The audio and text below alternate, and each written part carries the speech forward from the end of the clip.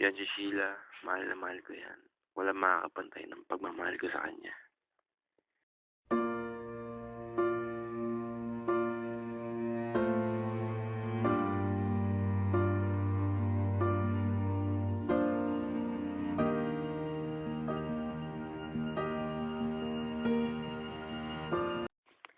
Lumipat kami sa San Mateo, 2005. Nung una ko siyang nakita, parang wala lang. Nung unang kita ko kay Sheila, sinabi ko na sa sarili ko, siya ng babaeng pakakasalan ko.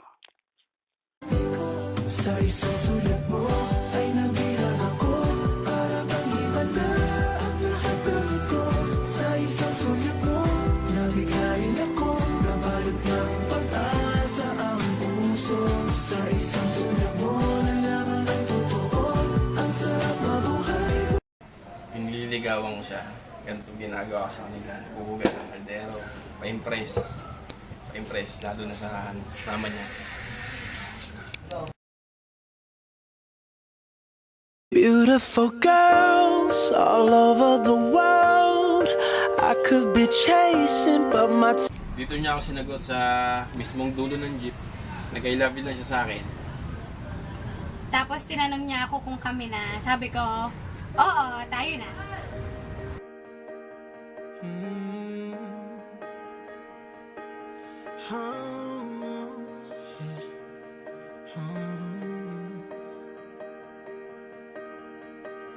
Every part of my heart I'm giving out.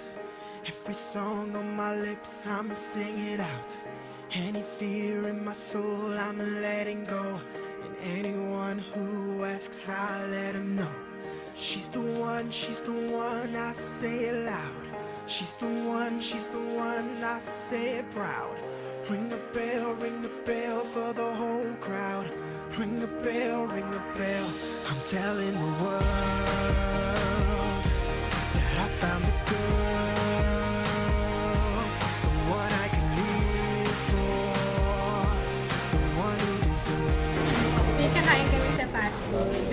Sinabi mo namin kinakain. Ako fries and sundae na okay na. Si Mada, favorite namin tinapay ni Labi. Dirty ice cream! Dito nakalagay lahat ng importanteng memories. Gaya nito, ito yung first movie ticket ng first movie namin, Until I Met You. Bago ko siya sagutin.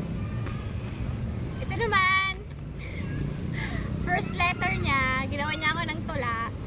Kinuha lang naman niya sa internet. Akala ko tunay. Hindi naman pala. Yun lang.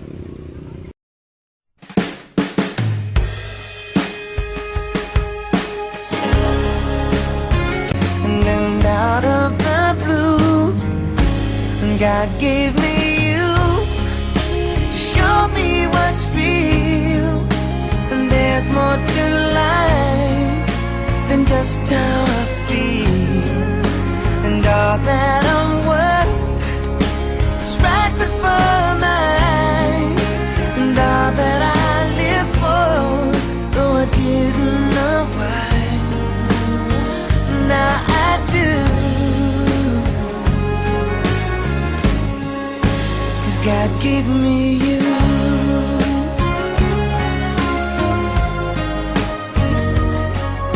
For all the times I wore myself beating like a favorite shirt, all wrapped up in that hurt.